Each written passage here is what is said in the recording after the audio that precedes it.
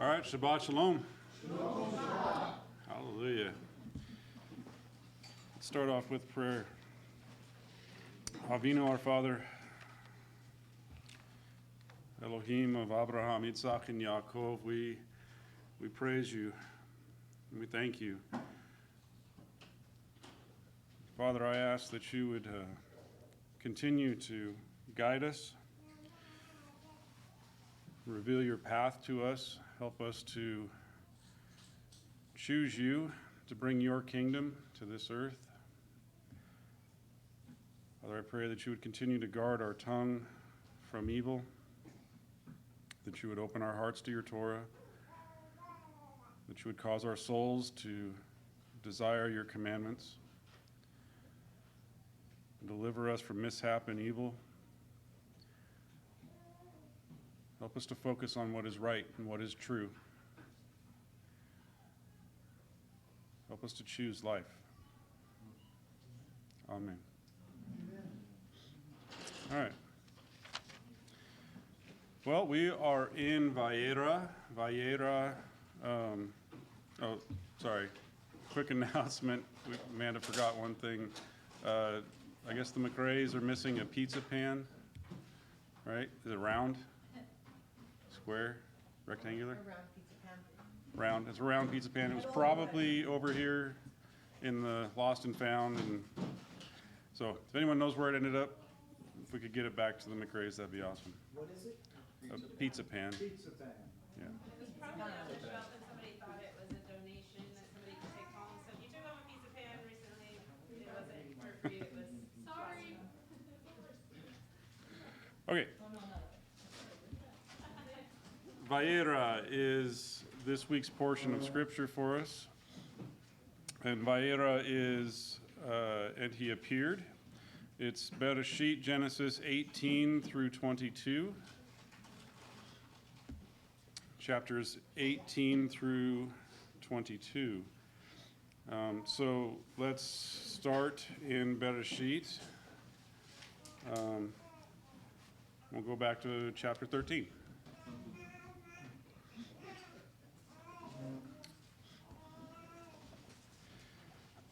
Bereshit 13:1. So Abraham went up from Mitzrayim to the Negev, he and his wife and all that belonged to him, and Lot with him.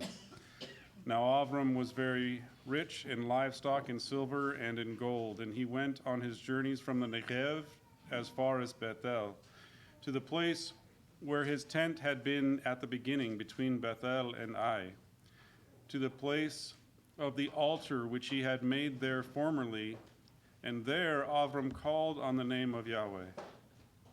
Now Lot, who went with Avram, also had flocks and herds and tents, and the land could not sustain them while dwelling together, for their possessions were so great that they were not able to remain together.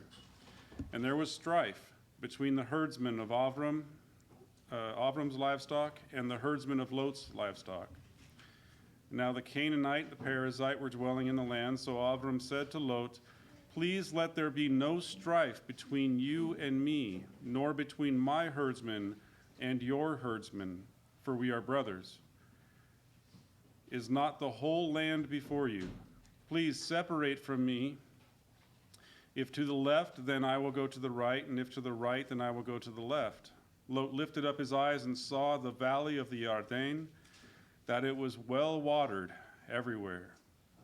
This was before Yahweh destroyed Sodom and Gomorrah, like the garden of Yahweh, like the land of Mitzrayim, as you go to Zor. So Lot chose for himself all the valley of the Yarden, and Lot journeyed eastward. Thus they separated from each other. Shabbat Shalom. Good afternoon. I knew it was coming.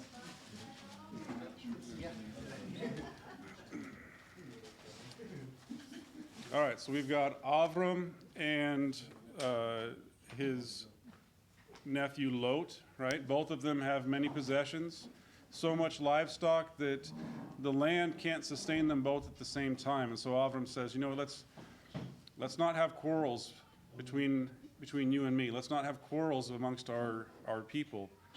So you choose a direction. You go to the right and I'll go left. You go left and I'll go right. So was Avram bailing on Lot? You think? Right? No, I mean, we know the rest of the story, right? So much so that when Lot was taken captive, Avram took up 318 trained men from his house and went and rescued him, right? Avram didn't care about Sodom and Gomorrah being captured. He cared about his nephew. He cared about his nephew so much that he knew when it was time to part ways in order to keep the peace amongst them. And so Lot made his choice. He saw that the valley was green and good for cattle, and he said, that's where I'm going. So was Lot a very righteous person? I mean, he chose the better of the lands, right? Let's go to,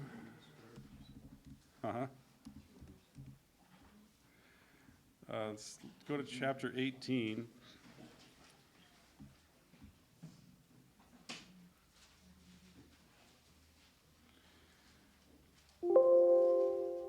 Actually, you know what? I apologize. Let's go to 2 Peter chapter 2.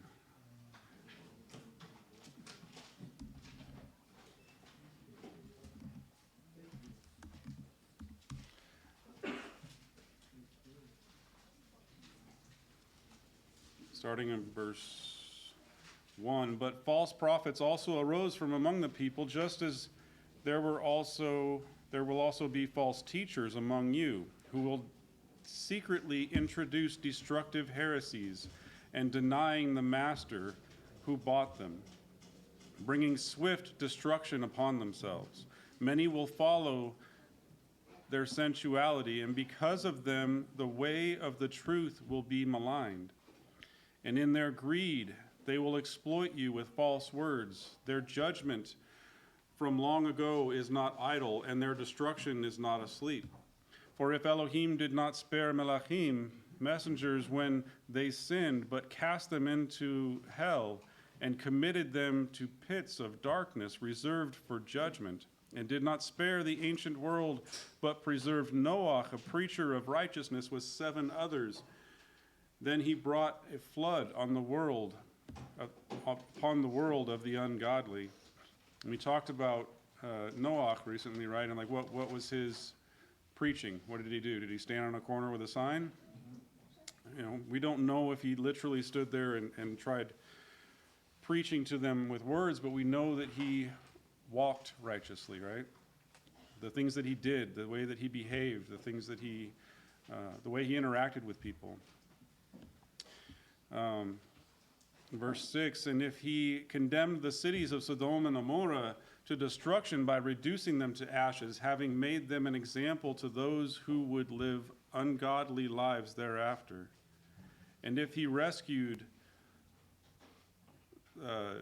Avram's nephew Lot, oppressed by the sensual conduct of unprincipled men, for by what he saw and heard, that man, while living among them, felt his soul tormented day after day by their lawless deeds. Did you guys read something similar to that? Did I miss a word in there maybe? Which word is that? Righteous. Yeah, so in verse 7, and if he rescued righteous Lot, Zarach Lot. Lot was a righteous man. He stood upright. So if we want to start reading through Bereshit and we want to start telling ourselves that Lot was not a righteous man, you're going to have to disagree with Kepha, with Peter.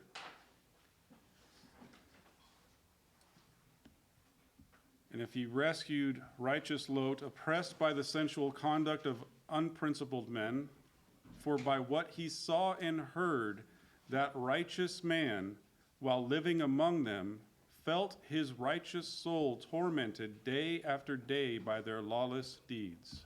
Right? We'll come back to 2 Peter, but let's go back to Bereshit 18, Genesis 18.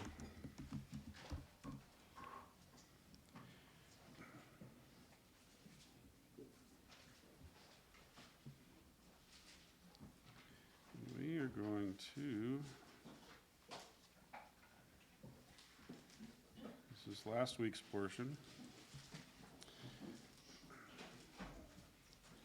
So hopefully we know most of this story. We'll start in verse 20, Genesis 18 and 20. And Yahweh said, the outcry of Sodom and Gomorrah is indeed great, and their sin is exceedingly grave. So what's the outcry of Sodom and Gomorrah? Their sin. What's that voice, though?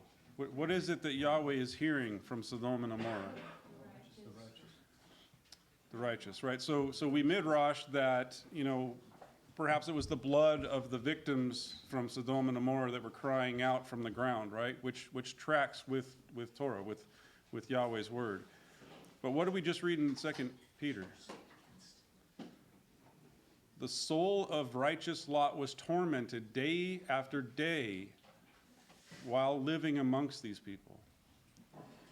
And so if Lot's righteousness was, if Lot, a righteous man, was tormented day after day, you think he cried out?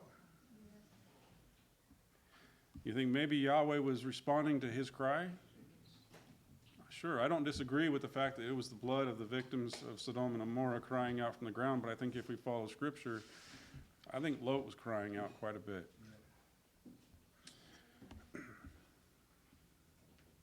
So verse 20 again, and Yahweh said, the outcry of Sodom and Gomorrah is indeed great, and their sin is exceedingly grave. I will go down and see if they have done entirely according to its outcry, which has come to me, and if not, I will know. Then the men turned away from there and went toward Sodom, while Abraham was still standing before Yahweh. Abraham came near and said, will you indeed sweep away the righteous with the wicked? Suppose there are 50 righteous within the city. Will you indeed sweep it away and not spare the place for the sake of the 50 righteous who are in it? So Abraham is questioning Yahweh. Yahweh decided that it was good that he told Abraham what he was about to do. And so Abraham's aware that Sodom and Gomorrah is about to be destroyed because of their sin of those cities. And Abraham says, Yahweh, if there's 50 righteous people in there, are you still going to destroy it? And Yahweh says, for the sake of the 50, I won't. And he says, well, what if, please forgive me, but what if there's 5 missing from the 50? And Yahweh says, for the sake of the 45, I won't destroy it. And Abraham continues. And he works his way down to 10. And he says, if there are 10, are you going to destroy it if there's 10 righteous people there? And Yahweh says, if there's 10 righteous people there, I won't destroy the city. Our Jewish brothers believe that in order to say the prayers in public, you have to have 10 men together to pray, right? And perhaps part of it comes from this, right? That if there are 10 righteous men praying together, then there can be salvation, there can be a preservation. Then our prayers can be heard. And the judgment of Yahweh might be spared. We might be spared, right? How come you think Abraham didn't go down to, well, what about Lot? Lot's righteous. I know he's my nephew. He's there. Are you gonna kill him too? Do you ever wonder why Abraham dwindles his way down to 10 and then stopped, right? And we midrash, we talk about how, well, there were 10 people in his family maybe by this point, or, whatever we want to come up with.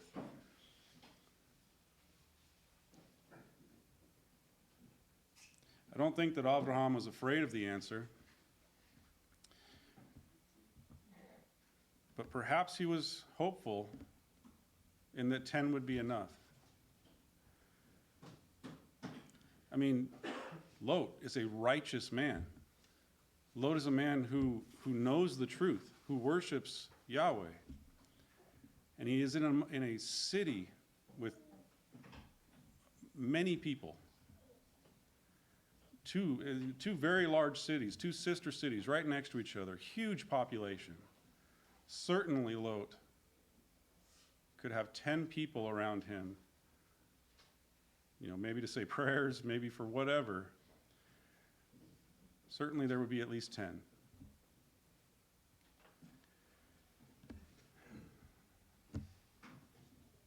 So let's go to chapter 19.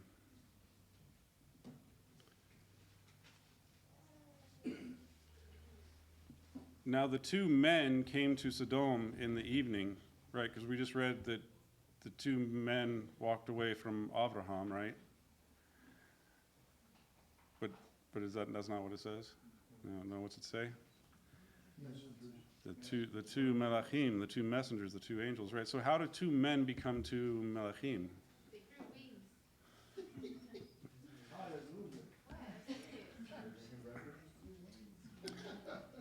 So now these two messengers came to Sodom in the evening as Lot was sitting in the gate of Sodom. When Lot saw them, he rose to meet them and bowed down with his face to the ground. And he said, "Now behold, my lords, please turn aside into your servant's house and spend the night and wash your feet. Then you may rise early and go on your way." They said, however, "No, but we will spend the night in the square."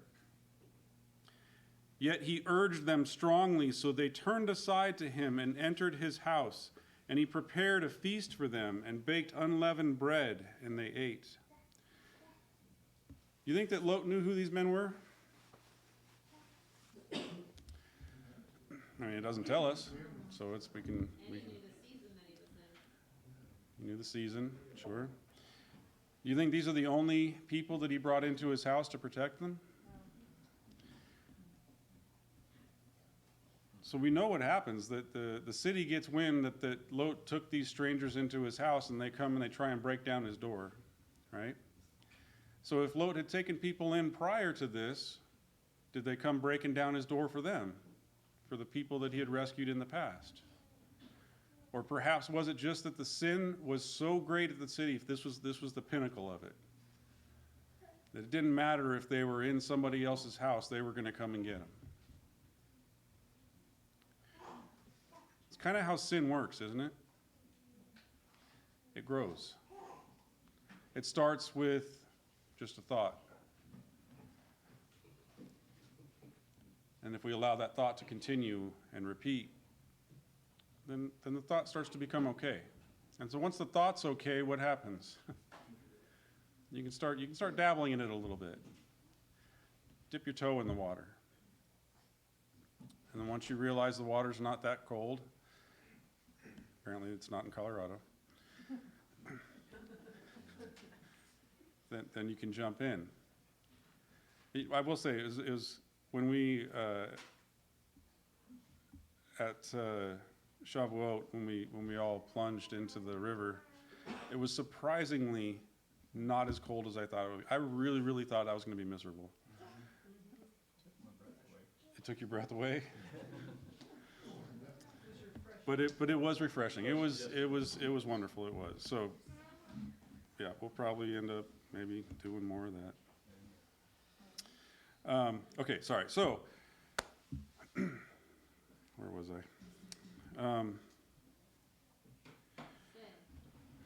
Thank you.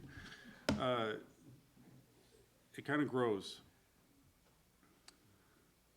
You think it grows?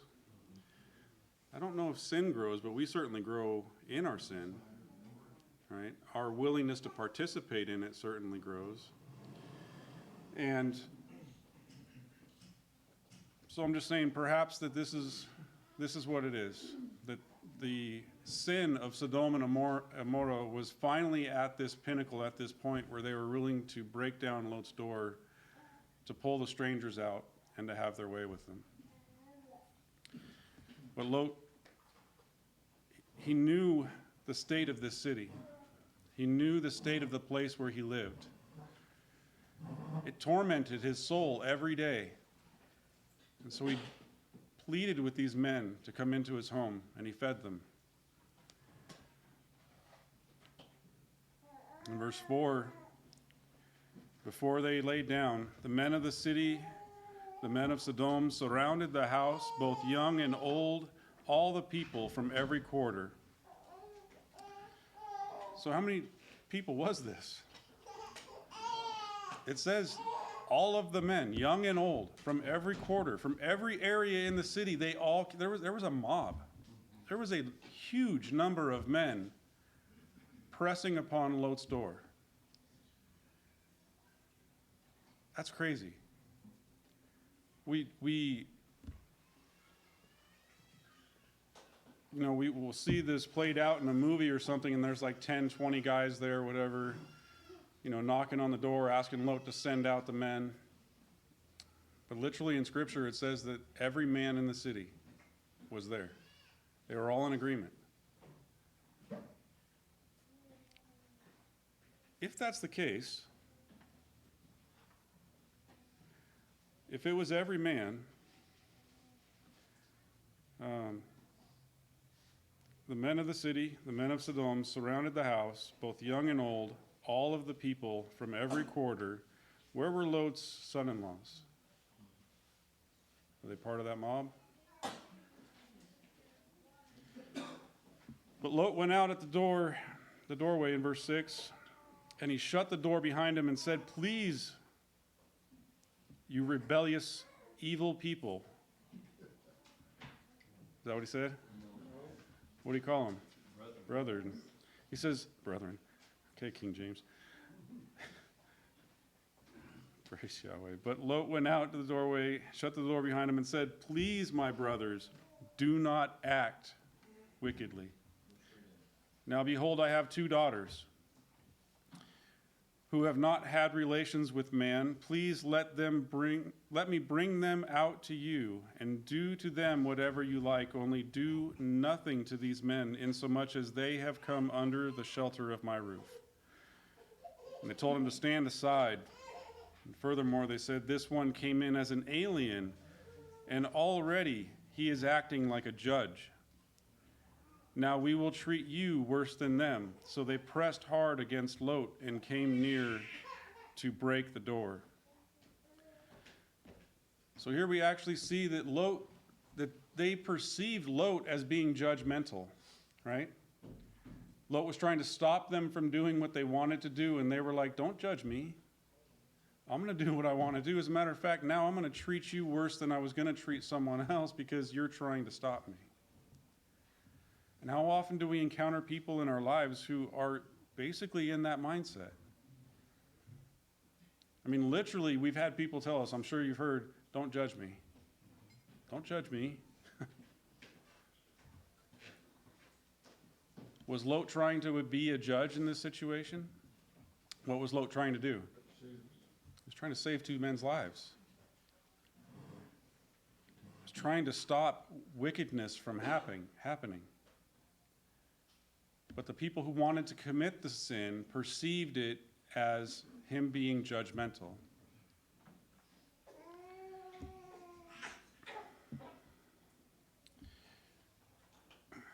Verse 10, "But the men reached out their hands and brought Lot into the house with them and shut the door. They struck the men who were at the doorway of the house with blindness, both small and great, so that they wearied themselves trying to find the doorway. Then the 2 men said to Lot, 'Whom else have you here? A son-in-law, and your sons, and your daughters, and whomever you have in the city, bring them out of the place.'" So the Melachim, the messengers, are saying, "Who else do you have here?"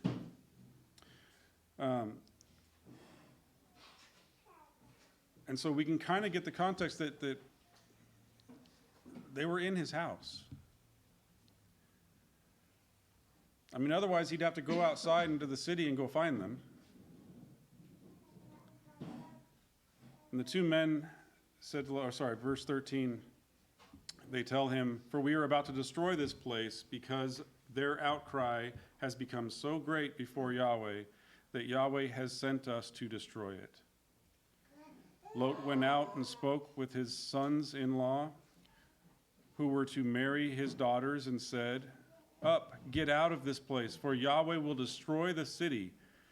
But he appeared to his son-in-law to be jesting. Sons-in-law to be jesting.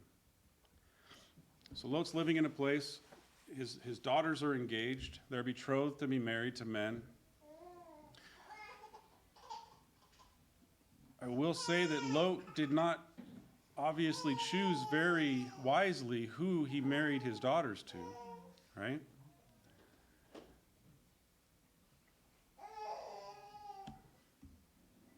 In verse 15, when morning dawned, the Melachim urged Lot, saying, "Up, take your wife and your 2 daughters who are here, or you will be swept away in the punishment of the city." Right?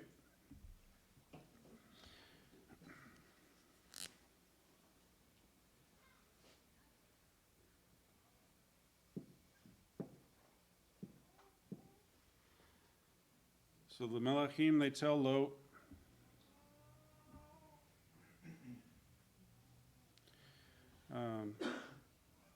in verse 15,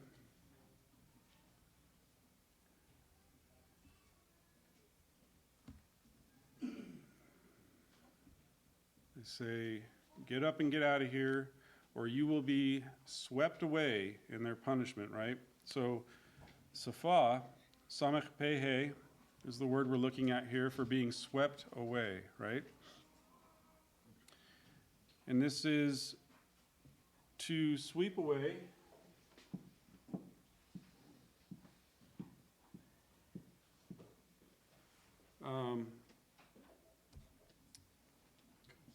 To take away.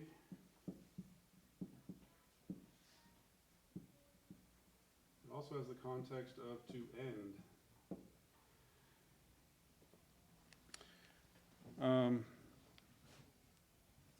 In our paleo, it's the samech pehe is the lip or the edge of the mouth, right? And it is related to speech.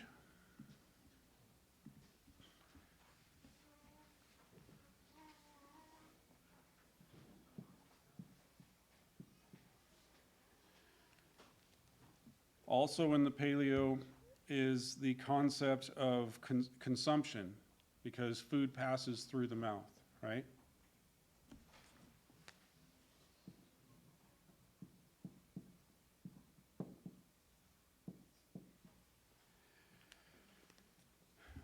So the word being used here for the Melachim telling Lot that he is going to be swept away, it has an understanding of speech involved.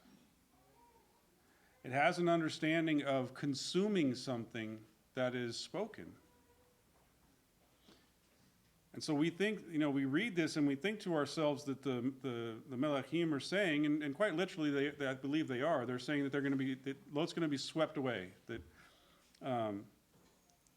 he's going to be taken in the punishment, right?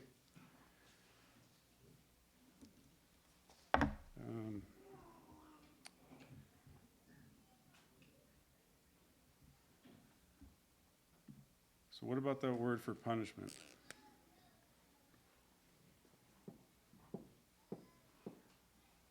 The word is on, ayin vav nun.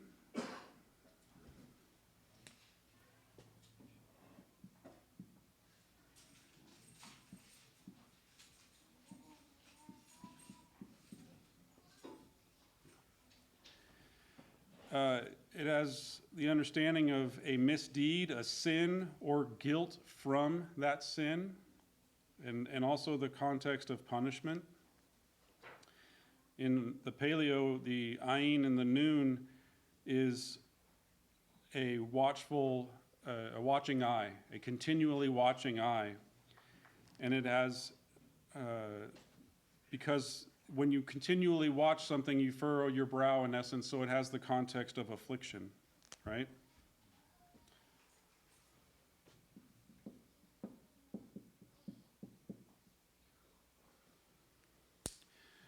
So the Melachim are telling Lot that he's going to be swept away in the punishment or in the affliction, in the misdeeds of the city. And this being swept away has an understanding that has to do with speech. So how is it that Lot would be swept away in the sin or caught up in the speech of the guilt of the city, in essence?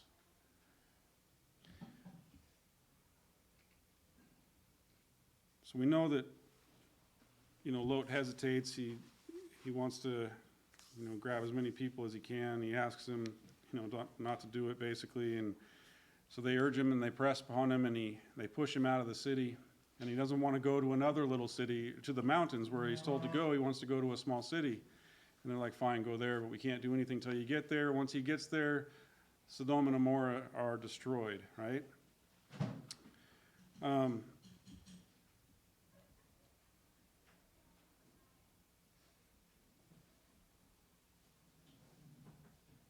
Along the journey somewhere, Lot's wife looks back,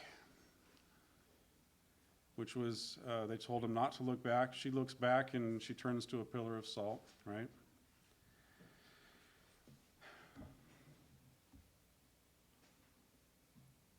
I believe that the Melachim were warning Lot about more than just, you're going to be dead as a result of hellfire and brimstone if you don't leave.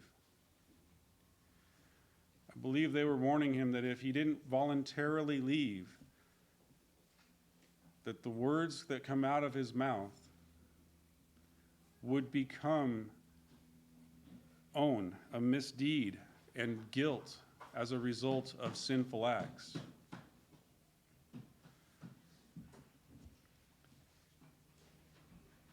Let's go back to 2 Peter 2.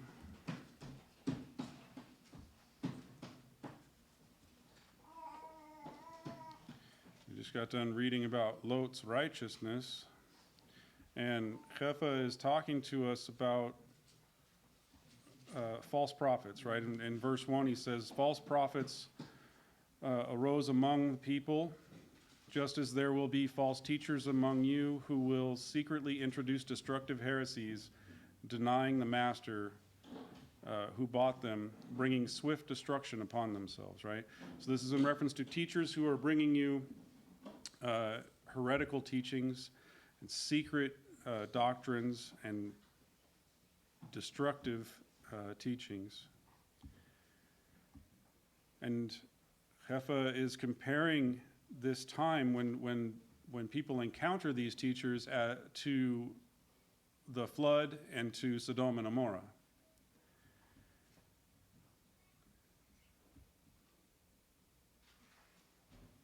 And in verse 9, he says, then the Lord knows, verse 8, for by what he saw and heard, that righteous man, while living among them, felt his righteous soul tormented day after day by their lawless deeds. And then Yahweh knows how to rescue the godly from temptation and to keep the unrighteous under punishment for the day of judgment, and especially those who indulge the flesh in its corrupt desire and despise authority. Daring, self-willed, they do not tremble when they revile angelic or messengers and majesties.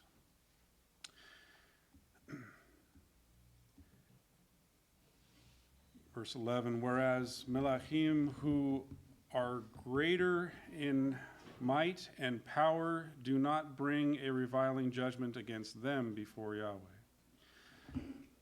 So Chefa is reminding us that Melachim, they're not going to bring, messengers of Yahweh are not going to bring bad reports of people to Yahweh. People do that themselves. We bring our own bad report to him, in essence. And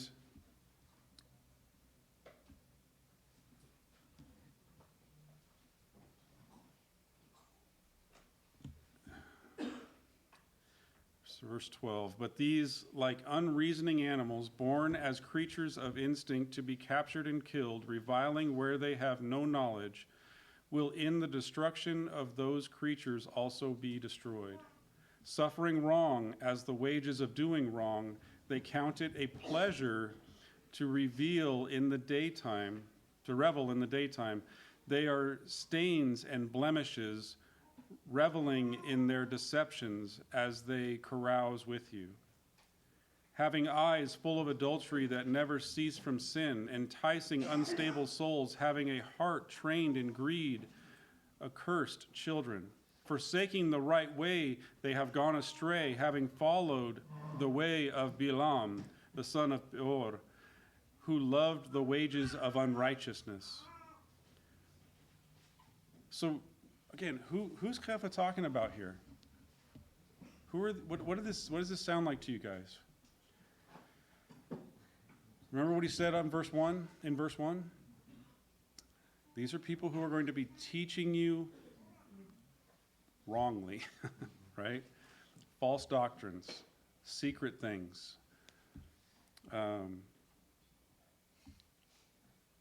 False teachers among you who will secretly introduce destructive heresies, even denying the master who bought them, bringing swift destruction upon themselves. So it's really easy to get into this chapter and to all of a sudden forget that he's talking about these are teachers who are going to lead you astray.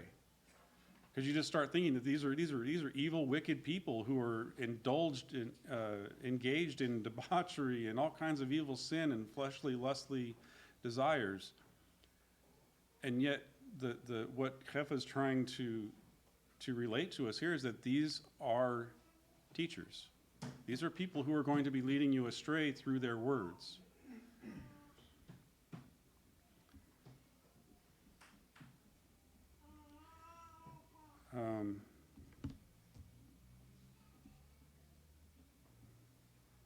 All right, so let's turn to Hosea 14.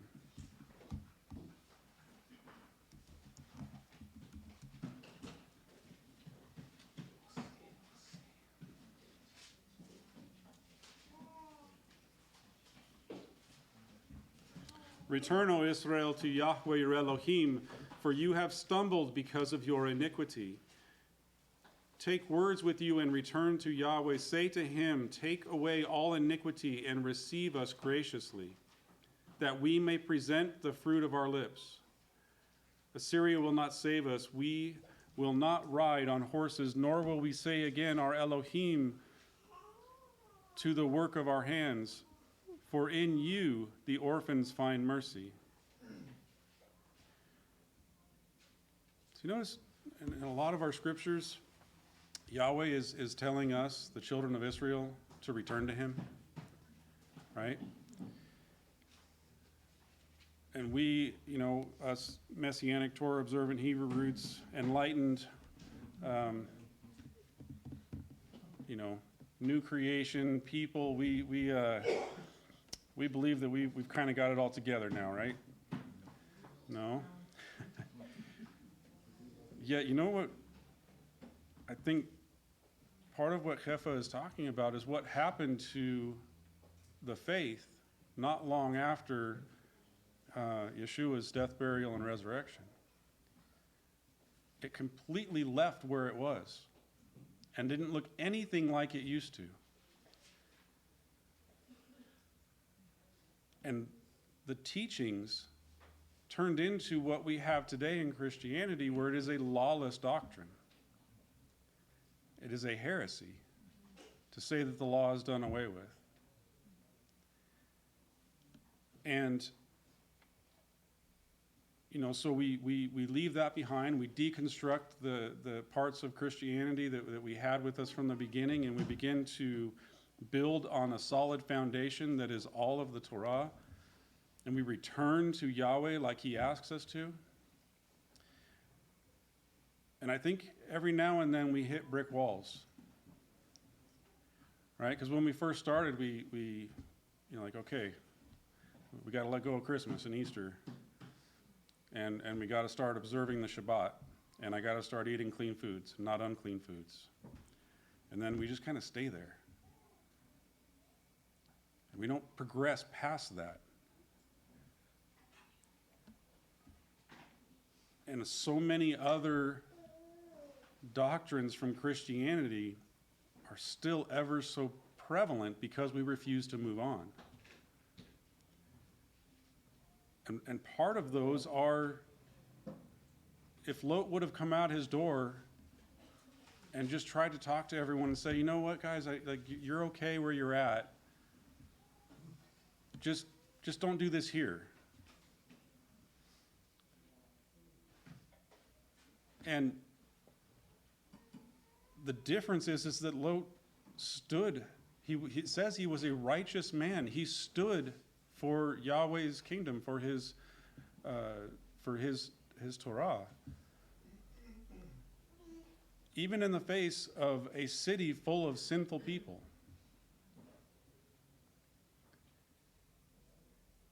Yahweh continually asks us to return to him. And it's not an easy thing to do. Consider remember we've talked about this quite a bit, but with Abraham, when Yah called Avram, he had to leave his country, his family, and his father's house. And so if we follow those steps, it will be easier for us to get to where Yahweh wants us to go to. And those steps are, first we have to leave our country. We have to let go of the things that the culture that we grew up in this world. And then we have to let go of our familial culture. And then finally we can let go of the things that we learned in our Father's house specifically, so that we can then become part of his kingdom and his house.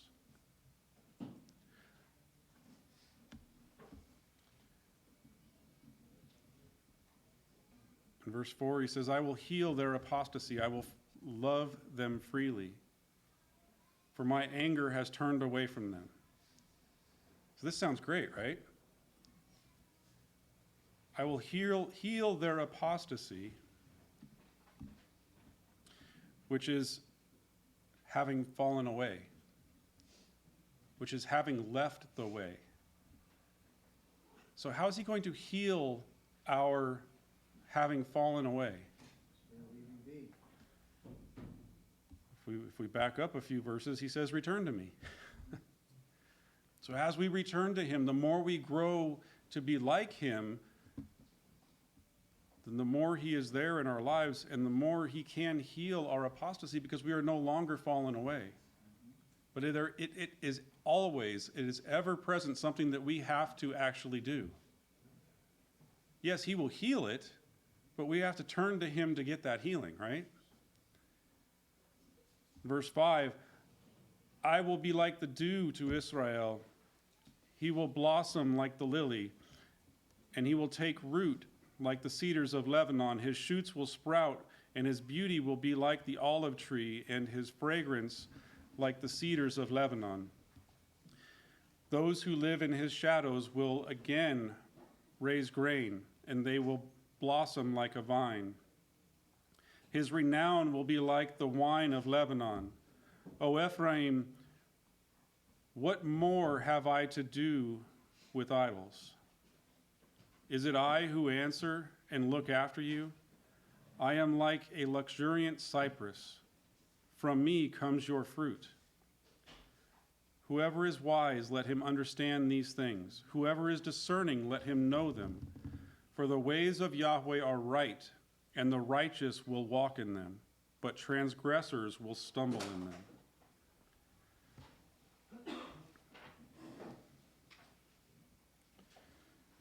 Let's turn to Deuteronomy, Devarim, chapter 29.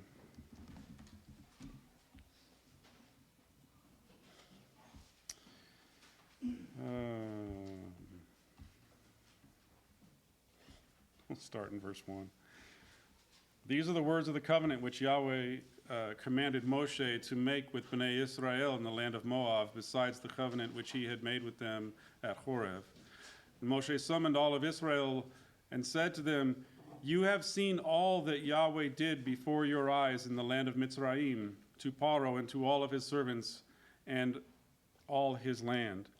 the great trials which your eyes have seen, those great signs and wonders, yet to this day Yahweh has not given you a heart to know, nor eyes to see, nor ears to hear. I have led you 40 years in the wilderness. Your clothes have not worn out upon you, and your sandal has not worn out on your foot. You have not eaten bread, nor have you drunk wine or strong drink, in order that you might know that I am Yahweh your Elohim. When you reached this place, Sihon, the king of Heshbon, and Og, the king of Bashan, came out to meet us for battle, but we defeated them. And we took their land and gave it as an inheritance to Reuven, Gad, and to half of Manasseh. So keep the words of this covenant to do them, that you may prosper in all that you do. You stand today, all of you, before Yahweh your Elohim, your chiefs, your tribes, your elders, your officers, even all the men of Israel, your little ones, your wives, the alien who is in your camps, from the one who chops your wood to the one who draws your water, that you may enter into the covenant which Yahweh your Elohim, with Yahweh your Elohim, and into his oath which Yahweh your Elohim is making with you today, in order that he may establish you as his people, and that he may be your Elohim, just as he spoke to you, and as he swore to your fathers, to Abraham, Yitzhak, and Yaakov. So Yahweh is reminding us, Moshe is reminding us that Yahweh is reminding us here that he's going to establish us as a people, but it's as we return to him, as we walk in his covenants and in his statutes.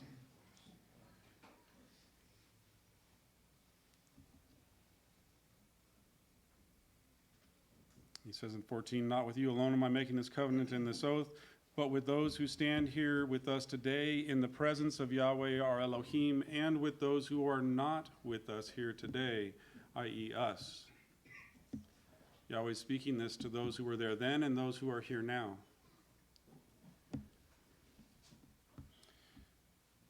For you know how we lived in the land of Mitzrayim, and how we came through the midst of the nations through which you passed. Moreover, you have seen their abominations and their idols of wood, stone, silver, and gold, which they had with them.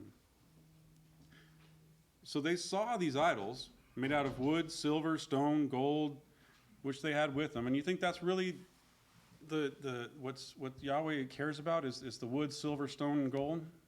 Or is it all the activities that take place as a result of worshiping those things instead of Yahweh? And every little idol that we bring into our life, or that we grew up with, is there anything you think that we shouldn't question about our culture, about our lifestyle, about whether or not it fits into Torah?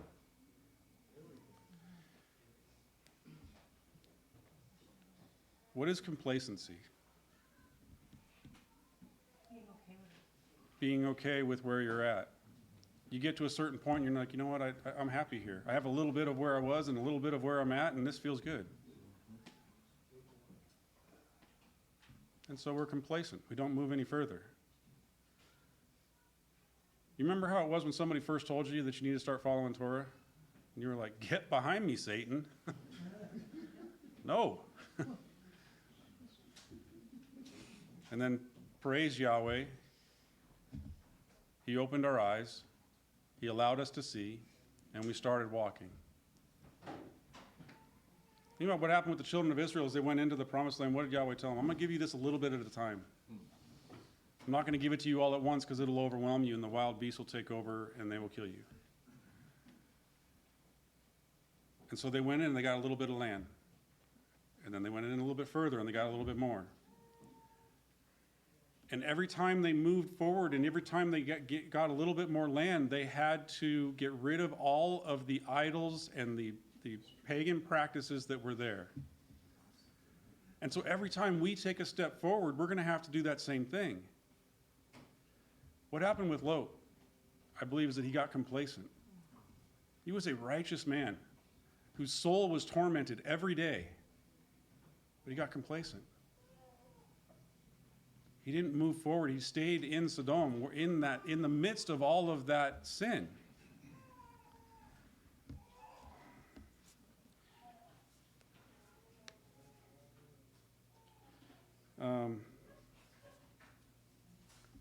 Let's go to 1 Corinthians chapter 15.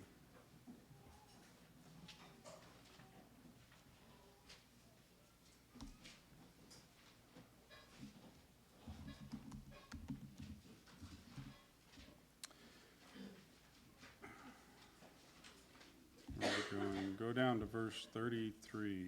Doors are already open, so we'll skip a whole lot of stuff. Do not be deceived.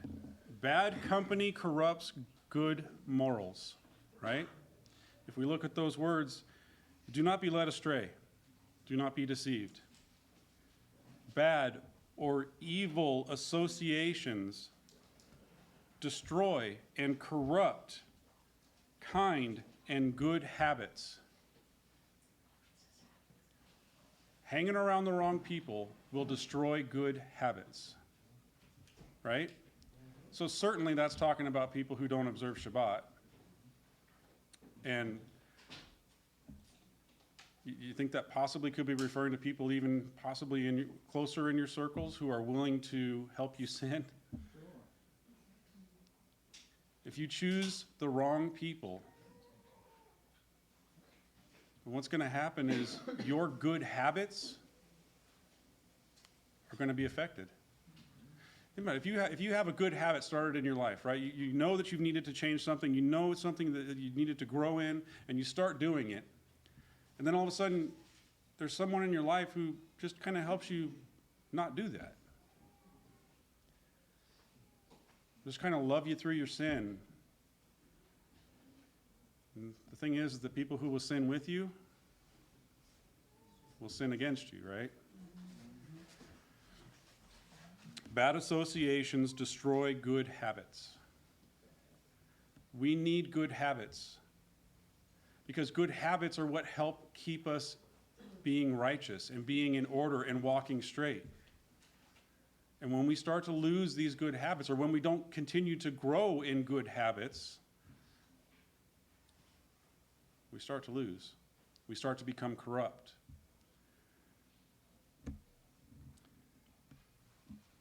So, yeah, this all, if you sin causes bad habits? Sin is a bad habit. It becomes a habit, yeah.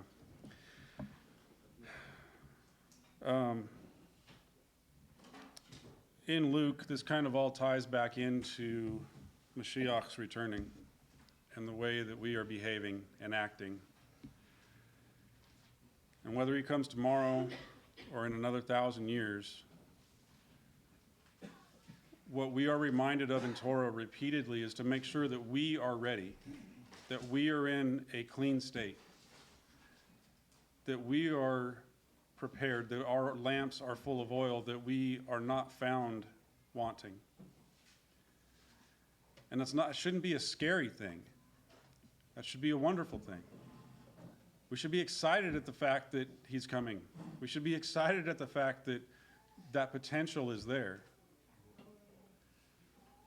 It's the desires of our flesh that cause us to react out of fear, or to reject the concept altogether because,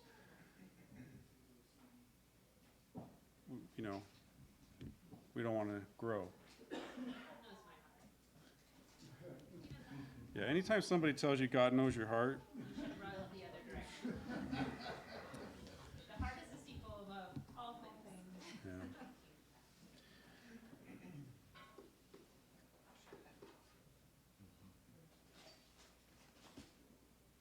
When Lot was all alone in that city, and as it turns out, he was literally all alone. He was the only righteous person in Sodom and Gomorrah. Not his wife,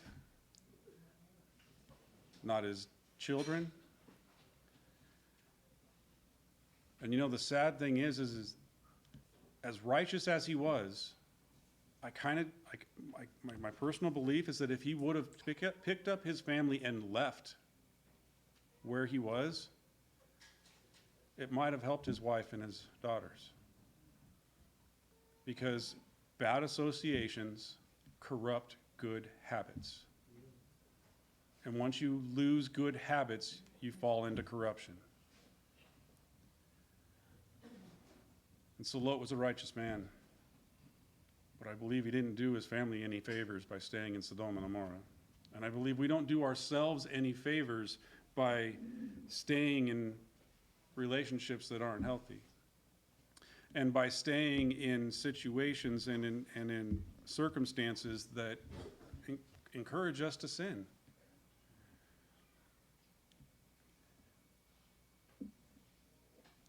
Amen. All right. We'll bless Yahweh for food. Baruch atah Yahweh, Eloheinu melech haolam, borei minei masnot. Amen.